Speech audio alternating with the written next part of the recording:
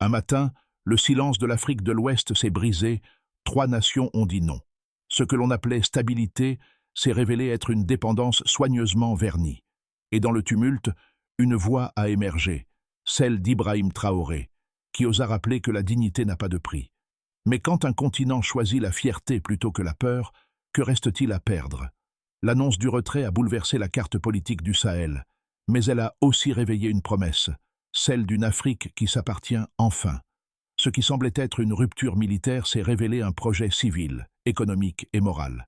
Ibrahim Traoré y voyait non pas la fin d'un ordre, mais la naissance d'une responsabilité, celle de prouver que la souveraineté pouvait nourrir, instruire et unir.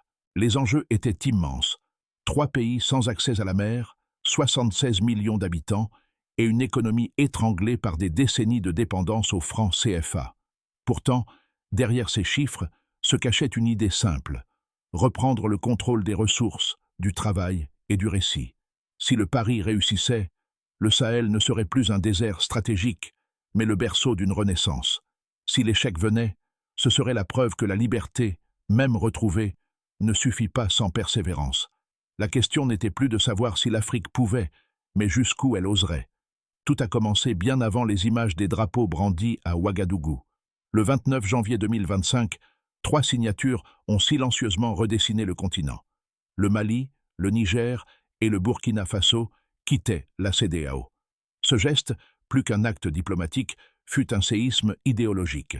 Pour la première fois depuis un demi-siècle, une alliance africaine décidait seule de son destin. Derrière cette décision, un calcul précis. Les 3 nations représentaient près de 2,78 millions de kilomètres de territoire et 7% du PIB régional. Mais au-delà des chiffres, le symbole éclatait. L'ordre ancien, bâti sur le franc CFA et les injonctions venues de Paris, se fissurait. Le système qui se disait intégrateur avait fini par enfermer. L'intégration s'était muée en dépendance. Et c'est là que surgit Ibrahim Traoré, figure d'un renversement psychologique. À Ouagadougou, son ton calme masquait la foudre. Notre sol est notre richesse, nos mains sont notre force. Cette phrase, répétée dans les marchés comme dans les casernes, condensait le nouveau récit. Elle liait souveraineté et dignité, économie et identité. Dans les capitales voisines, les chancelleries parlaient de chaos. Dans les rues, on parlait de libération. Les sanctions de la CEDEAO, censées punir l'audace, devinrent le carburant d'une reconstruction intérieure. Les frontières fermées poussèrent les peuples du Sahel à commercer entre eux. Les routes reliant Niamey, Bamako et Ouagadougou se remplirent de camions aux couleurs de la nouvelle Alliance des États du Sahel, AES. Une autre Afrique se dessinait, plus lente mais plus sûre d'elle-même.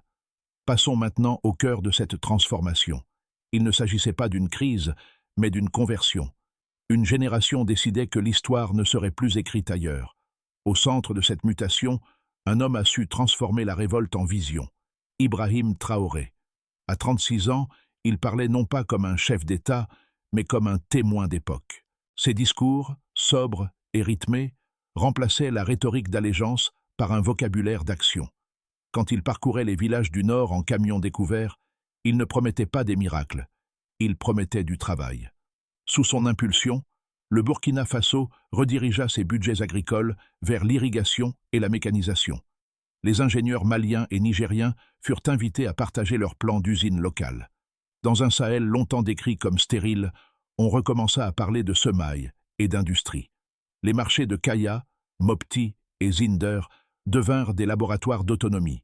On y vendait du riz local, des pompes construites sur place, des vêtements tissés sans intermédiaires étrangers. Les premiers effets furent modestes, mais tangibles. Moins d'importations, plus d'emplois saisonniers, et surtout une confiance retrouvée. À l'international, les réactions restaient prudentes. Les chancelleries européennes parlaient d'isolement, les médias occidentaux de populisme. Mais pour des millions d'Africains, le ton d'Ibrahim Traoré sonnait comme une revanche. Il rappelait que la souveraineté n'est pas un luxe, mais une nécessité. Ces premiers mois prouvèrent une chose. La rupture n'était pas seulement institutionnelle, elle était mentale. Le Sahel n'attendait plus des ordres, il donnait le ton. Et cette inversion symbolique, plus que tout programme, fut la véritable étincelle du changement. Tout s'est accéléré à partir de ce jour où la lettre de retrait de la CEDEAO fut rendue publique. En quelques heures, les frontières se fermèrent, les comptes furent gelés et les vols régionaux suspendus. Ce que l'Occident appela crise de gouvernance devint, pour les peuples du Sahel, un acte fondateur. Dans les marchés de Bobo Dioulasso, les radios locales diffusaient la même phrase d'Ibrahim Traoré. Ils ont cru nous enterrer. Ils ignoraient que nous étions des graines. À Bamako, le colonel Assimi Goïta lança la mise en place d'un commandement militaire conjoint. À Niamey, Abdourahmane Tchiani mobilisa des techniciens pour créer un système d'échange interafricain. À Ouagadougou, les ministres de l'Agriculture, de l'Énergie et des Mines se réunirent autour d'une même table. Produire, raffiner, vendre. L'Alliance des États du Sahel, AES, prit forme. Son premier acte, la création d'une force commune de 5000 soldats et d'une banque confédérée pour financer l'investissement local. Son second, un tarif douanier unique de 0,5% pour les produits venus de l'extérieur du bloc. Dans les semaines qui suivirent, la riposte de la CEDEAO fut rapide mais inefficace. Les sanctions commerciales, censées paralyser les économies sahéliennes, eurent l'effet inverse. Les flux se redirigèrent vers le Tchad, le Soudan et l'Algérie. Des routes que l'on disait impraticables furent rouvertes. Les marchés, d'abord inquiets, se réorganisèrent. Les denrées locales reprirent leur valeur, les monnaies nationales circulèrent avec fierté. Un mécanisme d'autosuffisance lente mais solide se mit en marche. Pendant ce temps, la communication du bloc AES gagna en cohérence. Des journalistes indépendants burkinabés diffusèrent des documentaires sur la reconquête économique. Les jeunes prirent le relais sur les réseaux sociaux. Vidéos, slogans, débats. La fierté devint virale. Dans les universités, on citait Sankara, Nkrumah, et désormais Ibrahim Traoré, non comme une exception, mais comme un prolongement. Les tensions pourtant demeuraient. Les infrastructures manquaient, l'inflation montait, et les alliés étrangers hésitaient à s'engager. Mais chaque difficulté semblait nourrir la détermination populaire. Dans les villes comme dans les campagnes, un sentiment nouveau s'installait, celui de compter pour soi. Les coopératives féminines produisaient des uniformes scolaires, les ingénieurs installaient des panneaux solaires fabriqués localement. Le concept de souveraineté économique cessait d'être un mot d'ordre pour devenir un quotidien. À l'extérieur, les chancelleries occidentales observaient avec un mélange d'inquiétude et d'incrédulité. La France perdit ses bases militaires, les États-Unis leur levier d'influence.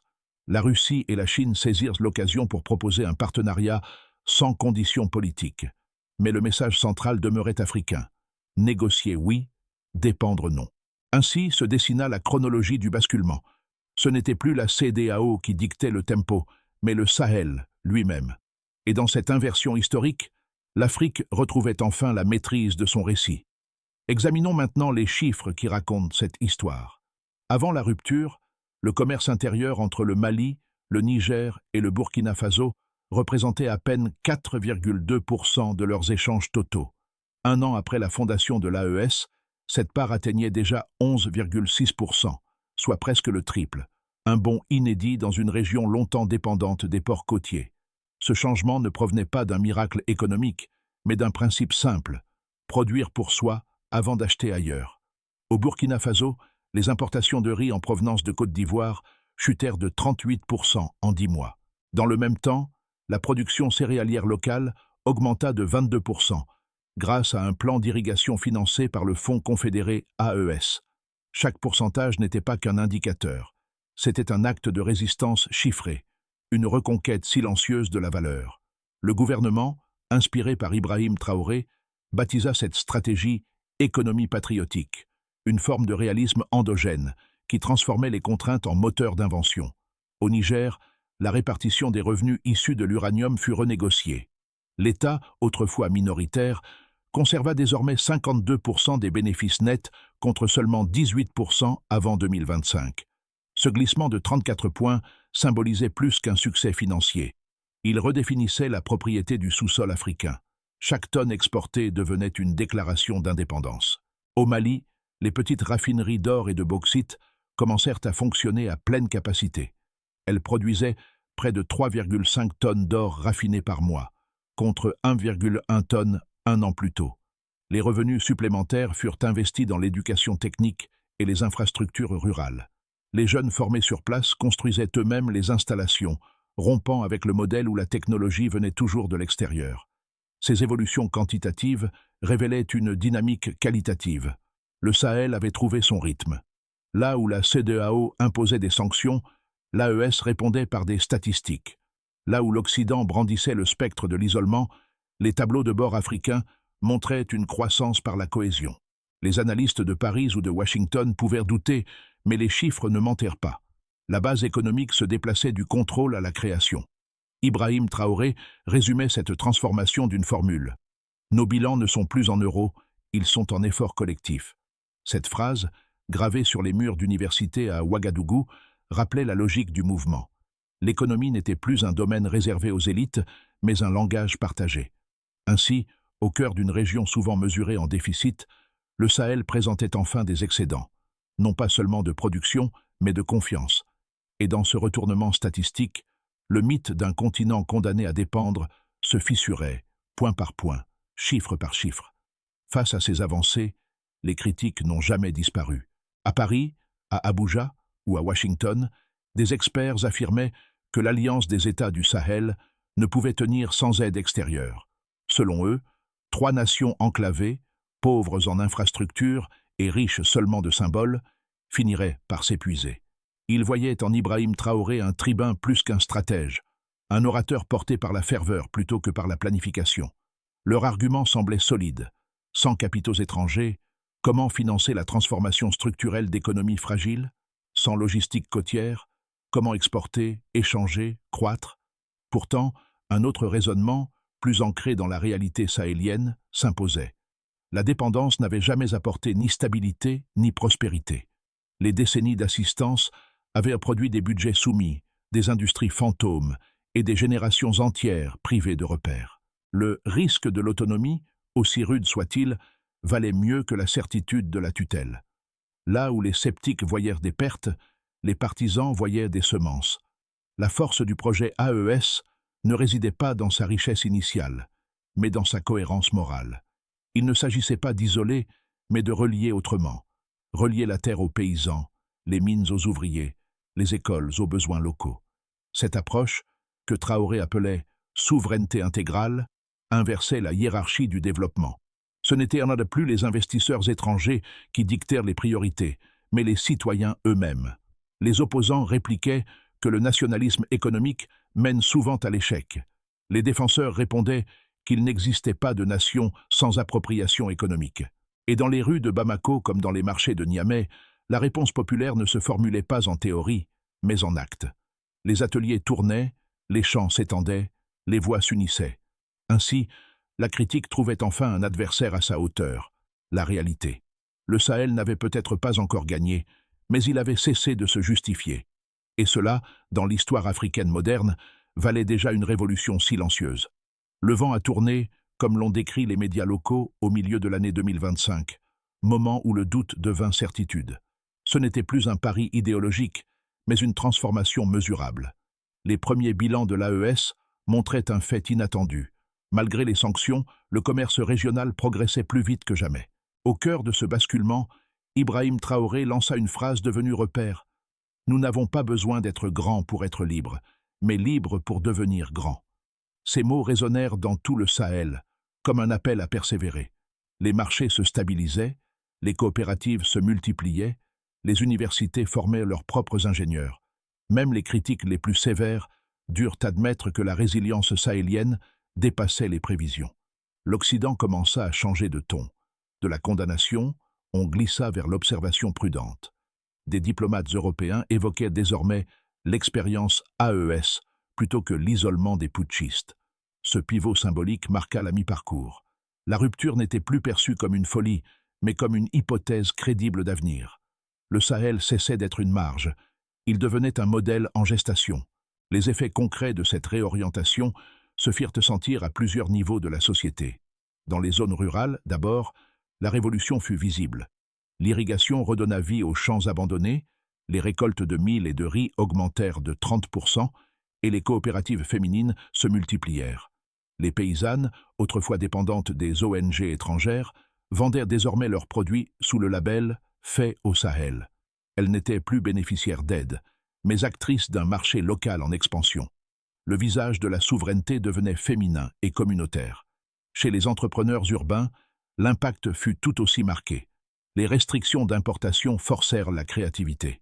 Des ateliers de transformation du coton virent le jour à Bobo Dioulasso, tandis que les ingénieurs maliens lancèrent des prototypes d'équipements agricoles assemblés sur place. Un jeune technicien résumait la logique. Nous ne copions plus, nous continuons ce que nos parents avaient commencé. Les coûts de production restaient élevés, mais la fierté collective compensait les lenteurs du marché. Dans le secteur étatique et diplomatique, la recomposition fut rapide.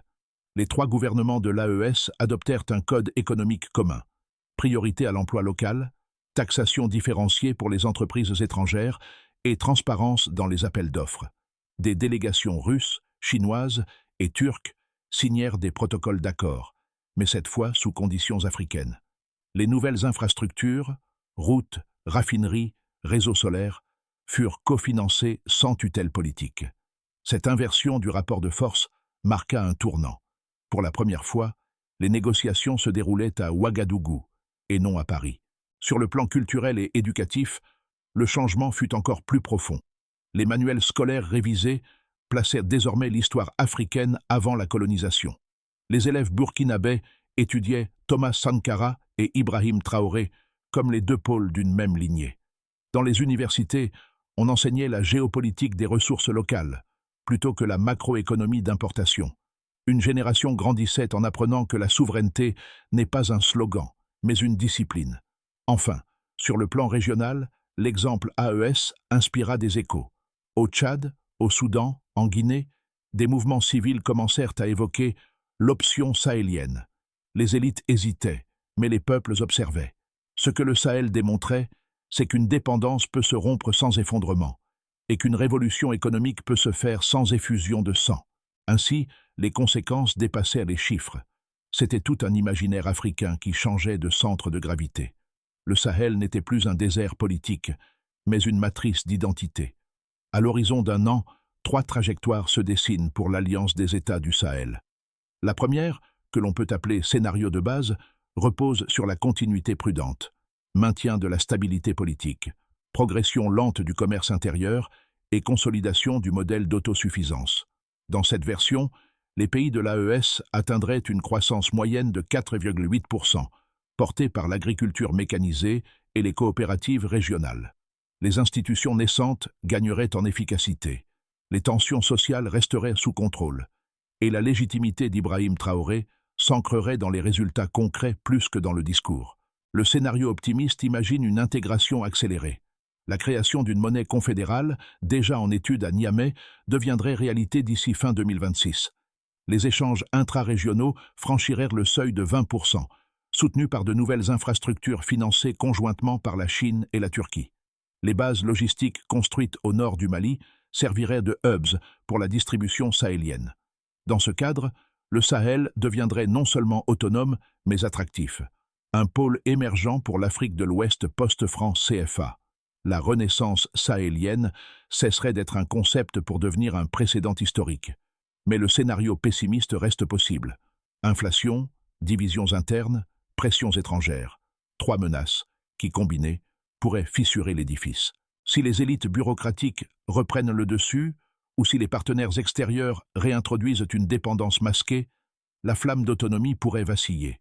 Le rêve deviendrait alors un souvenir glorieux, une promesse non tenue. Entre ces futurs, une certitude. Le choix appartient désormais aux peuples eux-mêmes. Le Sahel n'attend plus les verdicts de l'extérieur. Comme le dit souvent Ibrahim Traoré, notre souveraineté ne se mesure pas à nos alliés, mais à nos actes. La lucidité sera leur meilleure défense. Et dans ce jeu d'équilibre entre ambition et prudence, la maturité politique du Sahel sera la véritable victoire. Pour comprendre la portée de ce bouleversement, il faut descendre dans les rues de Ouagadougou, marcher au milieu des marchés de Mopti, écouter les voix de Niamey au crépuscule. Là, la révolution cesse d'être une idée et devient un quotidien. Des étudiants débattent de souveraineté comme on débattrait de football. Des femmes reprennent des ateliers de couture abandonnés depuis 20 ans. Des jeunes ingénieurs construisent des pompes à eau alimentées par l'énergie solaire, sans attendre des subventions étrangères. Chaque geste, si modeste soit-il, porte la trace d'un changement intérieur, la fierté d'être utile à sa propre communauté. Dans les écoles, les enfants récitent des poèmes à la gloire du Sahel, où Ibrahim Traoré apparaît non comme un héros lointain, mais comme un symbole de persévérance. Dans les chansons populaires, on ne parle plus de migration vers l'Europe, mais de retour à la terre, de renaissance des mains africaines. Pour les classes moyennes, longtemps écartées du pouvoir, le sentiment de participer enfin à un projet collectif redonne sens à la citoyenneté. La souveraineté cesse d'être un concept d'État pour devenir un état d'esprit. Même les plus sceptiques admettent que quelque chose a bougé, non pas seulement dans les institutions, mais dans les consciences. Ainsi le Sahel nous interpelle tous. Jusqu'où sommes-nous prêts à aller pour redevenir maîtres de nos propres destins? Et si cette leçon d'autonomie ne concernait pas seulement l'Afrique, mais le monde entier? Face à l'ampleur du défi, l'Alliance des États du Sahel a défini une feuille de route en 5 étapes concrètes. Première étape, renforcer la production locale. Chaque pays doit identifier ses filières prioritaires. Agriculture au Burkina Faso, énergie au Niger, métallurgie au Mali, et y consacrer 60% des budgets d'investissement public. Ce ciblage crée des pôles de spécialisation capables d'échanger entre eux sans dépendre de l'extérieur. Deuxième étape, harmoniser la gouvernance. Un conseil économique confédéré, siégeant à Ouagadougou, contrôle les marchés publics et veille à la transparence des contrats. La corruption, fléau récurrent, devient une affaire régionale, non plus nationale. Troisième étape, former et retenir les compétences. Les universités sahéliennes adoptent un programme commun en ingénierie, agriculture et économie coopérative. Les étudiants bénéficient de bourses AES, à condition de travailler 5 ans sur le territoire après leurs études. C'est une obligation patriotique du savoir, inspirée par la vision d'Ibrahim Traoré. La fuite des cerveaux est une fuite de souveraineté. Quatrième étape, construire les infrastructures du lien. Des routes, des corridors ferroviaires et des réseaux solaires interconnectés doivent unir les 3 capitales d'ici 2027. Chaque kilomètre de route devient un mètre de solidarité. Cinquième étape, instaurer une diplomatie d'équilibre. Ni alignement, ni isolement. L'AES négocie avec la Chine, la Russie, la Turquie ou l'Union africaine, selon un principe unique, égalité de conditions. Cette méthodologie transforme la souveraineté en mécanique mesurable. La liberté n'est plus un cri, mais une administration organisée. Sous le grand baobab de Ouagadougou, là où tout avait commencé, la poussière du Sahel retombe doucement. Des enfants jouent autour d'une fresque représentant un soldat en treillis, tenant dans une main une graine, dans l'autre un livre. Au-dessous, une phrase gravée dans la pierre, « Nous étions des graines ». C'est le rappel d'une promesse, celle d'Ibrahim Traoré, répétée des milliers de fois dans les rues, les chansons, les chœurs. Cette image symbolise le cycle accompli, du refus à la renaissance, de la dépendance à la dignité. Ce n'est pas seulement l'histoire d'un chef, mais d'un peuple qui a choisi de marcher debout. Les visages fatigués des paysans, les mains calleuses des ouvriers, les regards fiers des étudiants, tous composent ce tableau d'une Afrique réconciliée avec elle-même. Dans ce silence chargé d'avenir, une certitude demeure. La souveraineté ne se déclare pas, elle se cultive. Et quand les racines plongent dans la terre rouge du Sahel, ni le vent, ni les sanctions, ni le doute ne peuvent les déraciner. Le Sahel a parlé, et sa voix résonne bien au-delà de ses frontières. Ce n'est plus une simple région, mais un symbole, celui d'un continent qui reprend la plume pour écrire son propre destin. Dans chaque village, chaque atelier, chaque salle de classe, l'esprit d'Ibrahim Traoré continue d'inspirer. Ne demandez pas la permission d'être libre. Cette phrase, devenue devise populaire, rappelle que la souveraineté n'est pas un privilège, mais un devoir partagé. Alors, à vous qui regardez, qui lisez, qui écoutez, que vous soyez d'Afrique, d'Europe ou d'ailleurs, posez-vous la question. Que signifie être maître de sa propre histoire? Le Sahel offre une réponse, non pas dans les mots, mais dans les actes. Partagez ce récit, discutez-le, propagez-le, parce qu'à chaque fois qu'un peuple choisit de se lever, c'est l'humanité entière qui avance. Et si 3 nations ont pu briser leur chaîne, qu'est-ce qui empêche le reste du monde de le faire à son tour?